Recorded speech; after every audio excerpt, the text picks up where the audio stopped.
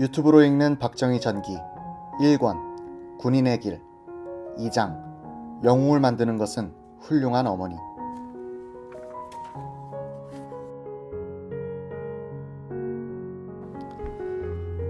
박정희의 아버지 박성빈이 동학난을 진압하는 쪽에 섰던가 동학혁명에 가담했던가 하는 쟁점에 대한 기록과 증언을 따져볼 필요가 있다. 박정희와 누님 제이 등 직계 친족들의 기억에는 박성빈은 동학혁명에 가담했다가 체포돼 죽을 뻔했다라고 적혀있다.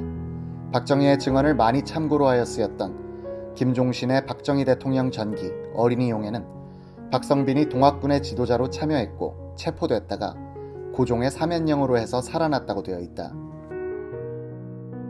5.16 군사쿠데타 후 이낙선 소령이 정리해둔 박정희 의장 신상비망록에는 1894년 동학난이 경북에 침입하였을 때 박성빈은 용감히 의병을 일으켜 성공, 그 공이 지대하여 무과 영월군수라고 적혀있다. 1967년에 한국일보 정광모 기자가 쓴 청와대에도 박성빈이 동학난을 진압하는 관군편에 섰던 것으로 되어 있다. 1971년에 세워진 박성빈의 묘비에는 영변군수로 임명됐으나 시국의 어려움으로 부임하지 않고 동학난을 피해서 선산해왔다는 요지의 설명이 있다. 박성빈이 동학난을 진압하는 쪽에 섰다는 이야기는 그 공으로 해서 영월 또는 영변군수로 임명되었다는 것으로 연결되는 경우가 많아 의도적이란 느낌을 준다. 박성빈과 조석으로 같이 생활했던 친족들의 증언이 더 신빙성이 있어 보인다. 1976년 2월 17일 청와대 공보비서관실에서 정리한 박 대통령의 가계 기록은 대통령이 있고 나서 교정까지 본 것이다. 이 문서에는 이렇게 적혀있다. 박 대통령의 선친 성빈공은 무과에 급제하여 고종시 평안도 영변군수에 제수돼 통훈대부란 칭호를 받았다.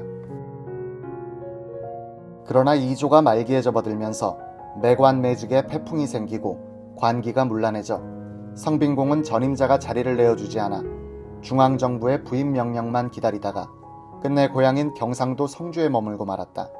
고향에 있으면서 중앙정계에 대한 울분으로 세상사에 실망하고 있던 성빈공은 1892년 12월 동학당이 당시의 학정에 못 이겨 혁명을 일으키자 지방 지도자로서 이 운동에 참여했다가 관군에 체포돼 투옥됐다.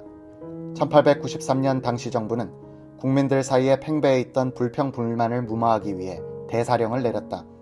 이때 성빈공도 자유의 몸이 되었다. 그 후 성빈공은 우울한 마음을 풀 길이 없어 책과 술을 벗삼아 세월을 보냈다. 이때부터 부군을 모시고 자녀를 기르는 고된 책임이 백남이 여사에게 돌아갔다.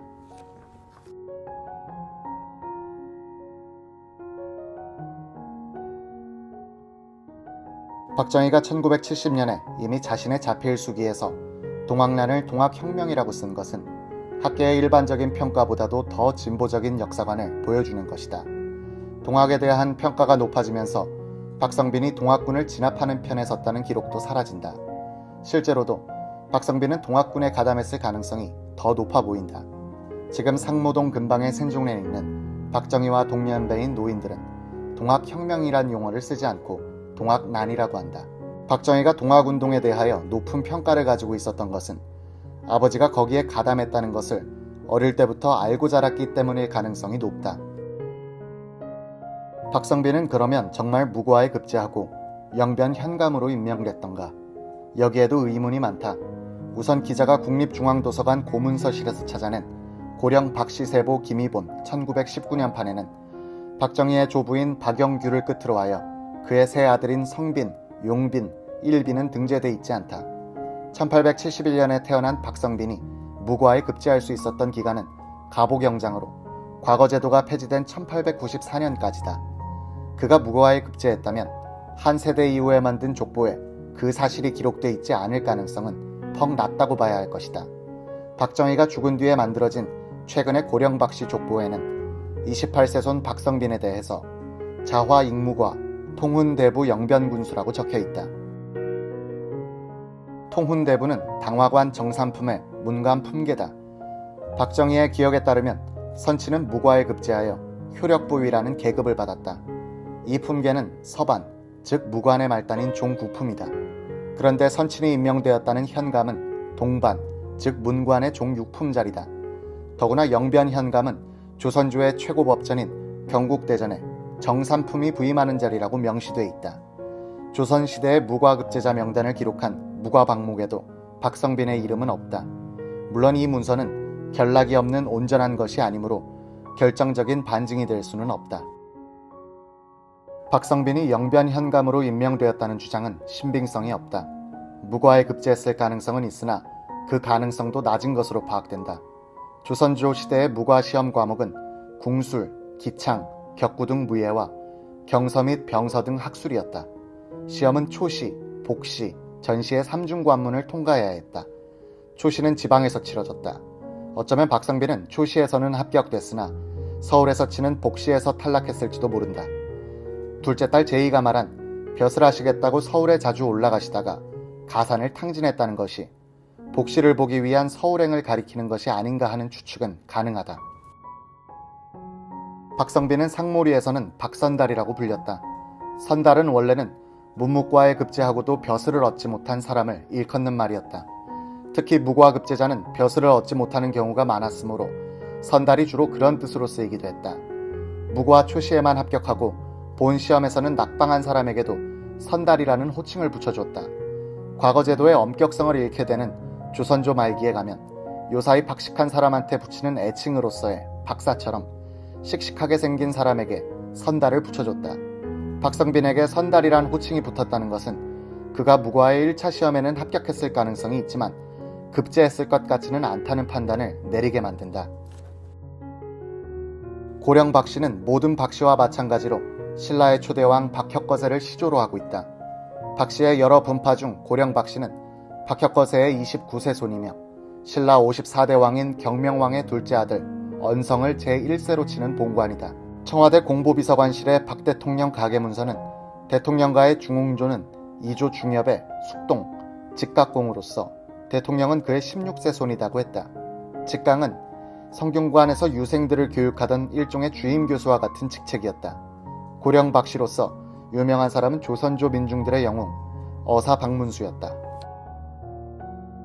청와대 문서에는 대통령과는 이와 같이 문관의 집안이었으나 4, 5대 전에 이르러 무관을 배출하기 시작했다. 이때부터 대대로 무과에 급제하였다고 되어 있으나 고령 박씨의 김이 본 족보를 살펴보면 가까운 윗대에 큰 벼슬을 한 사람이 보이지 않는다. 박정희의 조부 박영규까지 4대는 독자였다. 박영규는 1840년 1월 8일 경북 성주군 사읍촌에서 박이찬의 외아들로 태어났다. 성주에는 고령 박씨들이 대대로 많이 살아 자신들을 성주파라 부르기도 했다. 박영규는 아들 삼형제를 두었다. 박영규가 솔가하여 칠곡군 양목면으로 이사를 한 까닭은 알려져 있지 않다. 박영규는 1914년 2월 24일 양목에서 만 74세로 죽었다. 그의 묘는 양목면 관남동의 작은 언덕에 있다. 양목면의 테두리를 이루고 있는 산자락이 바라다 보이는 곳이다. 건너편 오른쪽 산속 골짜기로 들어가면 수원 백시 사람들이 모여 살던 작은 마을이 있다. 박성빈은 이 문중의 처녀 백남이에게 장가를 들게 된다.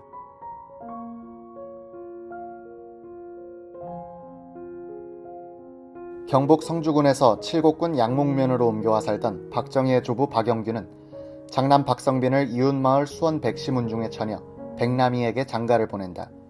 동학 농민봉기, 청일전쟁, 가보경장으로 나라가 어지럽던 1894년 직전으로 추정된다. 수원 백시 집안은 임진왜란 이후 이곳으로 들어와서 대대로 살아왔다. 백낙춘의 딸인 백남이는 남편보다 한 살 아래였다. 백남이는 비교적 유복하고 엄격한 가정에서 태어나 시집 올 때까지는 큰 고생을 하지 않았다. 그녀는 언문을 다 떼고 사시 남정기, 장화 홍령전, 홍길동전 같은 언문소설을 즐겨 읽었다. 박성빈이 결혼할 때 그의 부친인 박영규는 양목에서는 분홍으로 분류될 정도였다. 양목 평해란 말을 들을 만큼 농지가 넓은 이 마을에서 그는 많은 소작농을 거느렸다. 박재석은 그의 아버지 박무희로부터 너희 중조부댁은 가을철이면 소작농들이 가져다 놓은 쌀가마니가 수북이 쌓여 있었다는 말을 듣고 자랐다. 박영규는 1914년 2월 24일 74세로 양목에서 세상을 떠났다. 그는 적지 않은 재산을 막내인 박일빈에게 물려주고 큰아들인 박성빈은 무시했다. 박성빈이 홀대를 받은 이유는 그가 벼슬을 한다고 논밭을 팔아 가산을 탕진했다든지 동학군에 가담했다든지 술을 좋아한다든지 하여 농사나 가사를 돌보지 않았기 때문일 것이다. 박정희와 상몰이 주변 사람들 사이에서는 박성빈이 아버지로부터 쫓겨났다는 표현도 있을 정도이다. 1962년에 이낙선 소령이 작성한 비망록에는 박성빈 공이 칠곡에 거주할 당시 생활의 궁함을 느낀 백시가에서 현 상모동 뒷산에 위치한 수원 백시 선영묘 아래 위답 8두락 경작권을 주어 6남매를 데리고 이사라고 적혀있다. 박성빈이 선산군 상모리로 이사를 한 것은 그의 아버지가 세상을 뜬 2년 뒤였다. 아버지로부터 도움을 받을 수 없게 되고 막내 동생한테 신세를 지자니 자존심이 상할 형편인데 처가에서 도움의 손을 뻗친 것이다. 박성빈의 둘째 아들 무희가 아들에게 들려준 이야기를 재생하면 이렇다. 아버지께서 이래저래 먹고 살 길이 막히고 해서 고민하자 너의 작은 외삼촌이 우리 집 선산 밑에 땅이 좀 있는데 그것이라도 부쳐 먹으면서 살면 안 되겠습니까? 8맞이기 되는데 10월에 시제 한 번만 지내주면 되니까 식구들이 굶지는 않을 겁니다라고 했거든. 그래서 여기로 온 거란다. 상모리에 살면서 박정희의 어머니 백남이는 먹을 양식이 떨어지면 때때로 아이들을 데리고 약 30리를 걸어서 양목의 시동생 박일빈가로 양식을 얻으러 갔다고 한다. 어머니는 아이들의 재롱을 보인 다음 밥이라도 먹여 데려올 심산이었을 것이다. 고 박무희는 아들에게 말하고는 했다. 박무희는 특별히 기억에 남는 한 사건을 아들에게 되풀이해서 들려주고는 했다. 박정희가 태어난 지 2년쯤 뒤의 겨울이었다. 백남이는 6살 난 제이를 업고 세 아들 무희, 상희, 한생을 데리고 양목 시동생 집에 갔다. 보리밥 한 그릇씩을 툇마루에서 얻어먹고 있는데 박일빈의 장모가 들어왔다. 박일빈은 장모에게는 단집밥을 해서 대접하더라는 것이다. 돌아오는 길에는 눈보라가 휘몰아쳤다. 백남이는 겉보리 반자루를 머리에 이고 제희는 무희에게 업히고 눈이 펑펑 쏟아지는 길을 몇 번이나 미끄러지고 넘어지면서 걸었다. 1926년에 출판된 선산군지에는 성씨 현황이 있고 97개 성씨가 모여 살고 있다고 적혀있다. 이 기록에는 유독 고령 박씨는 나오지 않는다. 피부치가 없는 이성촌으로 이사해온 박성빈 가가 처가의 산지기로 생계를 이어가면서 삶의 뿌리를 내리는 데는 이웃으로부터의 괄시를 각오하지 않으면 안 될 입장이었다. 그런데 수많은 수모를 당했을 백남이에 대해서 상모리 사람들의 한결같은 평은 자존심이 대단한 여자요, 독하면서 자상하고 갸냘픈 여자였다. 남편에 대해서 불평 한마디를 남긴 흔적이 없고 가난 속에서도 동그란 돋보기를 쓰고서 언문소설을 즐겨 읽곤 했던 인물이다. 백남이는 어린 시절 할아버지 담뱃대에 불을 붙여드리는 심부름을 도맡아 했다고 한다. 긴 장죽에 담뱃불을 붙이려면 아주 길게 면모금을 빨아야 했다. 어린아이로서는 쉽지 않은 일을 하다 보니 어느새 담배를 배워버렸다. 박성빈은 시집온 아내의 이 기호를 살려주었다. 자신이 먼저 아내에게 담배를 권하기도 했다. 박정희가 태어난 뒤에도 박성빈은 장죽은 방 안에 화로에 꽂혀있고 백남이의 마구초는 그녀의 쌈짓 속에 담겨있곤 했다. 박성빈과 백남이의 사이는 좋았던 것으로 보인다. 남편은 한량 기질이 있었고 아내는 알뜰한 주부였으니 오히려 그런 다른 성격 때문에 충돌할 이유가 없었으리라. 이런 부모 때문에 박정희는 비록 가난한 몰락 양반 집안에서 태어났지만 마음까지는 가난하지 않게 성장할 수 있었다. 박정희가 유아기 시절에 나이로 치면 아버지뻘 되는 큰형 박동희는 만주에서 장기관 방랑하고 있었고 둘째 형 무희는 결혼하여 이웃에서 살고 있었다.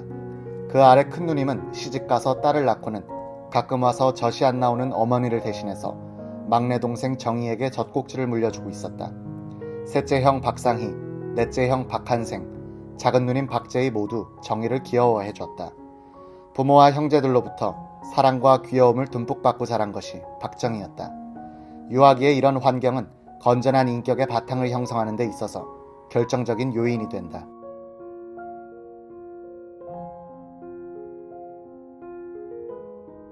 특히 어머니의 어릴 때 사랑은 박정희가 성장하여 숱한 난관을 뚫고 나갈 수 있도록 한 용기와 의지의 원천이었을 것이다. 영웅을 만드는 것은 훌륭한 어머니이다는 하나의 법칙은 박정희의 경우에도 예외가 아니었다. 박정희에게 끼친 어머니의 영향은 그의 일기에 자주 등장하는 어머니에 대한 언급을 통해서도 짐작할 수 있다. 1978년 8월 13일 비. 어머님 돌아가신 29주째 기재일이다. 1949년 음력 7월 10일 어머님께서는 구미군 상모면 옛집에서 노안으로 타계하셨다. 어머님 연세 79세, 내 나이 32세. 7남매 중 제일 막둥이로 태어나서 이 세상에서 어머님을 32년간 모실 수 있었다는 것을 큰 행복으로 생각한다. 32년간이라고는 하나 대부분 객지에 있었으므로 직접 집에서 모신 것은 훨씬 짧은 시간이 될 것이다. 서재에 간소한 잿상을 차려놓고 영정 앞에서 분향하면서 어머님의 명복을 빌다. 조용히 눈을 감고 어머님 생전에 지극하신 사랑을 되새겨본다. 이 세상에서 어머님처럼 나를 사랑해 주신 분은 없으리라. 어머님의 사랑은 하늘보다 더 높고 바다보다 더 깊다 하겠다. 어머님 생전에 못다한 효도 이제 후회 안 들 막급이라. 오직 한 가지 방법은 대통령으로서 성심성의를 다해 선정에 힘써서 보다 부강하고 자랑스러운 조국을 건설하여 후세들에게 물려주는 일. 이것이 어머님 은혜에 보답하는 유일한 길이라고 확신한다. 나날이 발전해 나가는 조국의 발전상을 천국에 계시는 어머님께서도 보시고 기뻐하시리라. 어머님, 길이길이 홍복을 누리옵소서. 유아기의 아이들에게 가장 중요한 것은 관심이라고 한다. 울거나 웃을 때 반응을 보여주는 어머니가 옆에 있다는 데서 심리적 안정을 갖게 되고 고난을 헤쳐갈 수 있는 용기를 낼 수 있다는 것이다. 사랑이 용기로 전환되는 이 공식이 박정희에게도 정확히 적용됐다. 그는 대통령이 되고 나서도 선정을 베푸는 것이 어머니의 사랑에 대한 보답이라고 생각하고 있다. 서양 기독교 문화권의 공익을 위해서 봉사함으로써 하나님을 기쁘게 해드린다와 비슷한 신념 구조다. 한국인에게는 좋은 어머니를 가진다는 것이 가슴속에 신을 품고 다니는 것과 비슷한 든든함을 준다는 이야기다.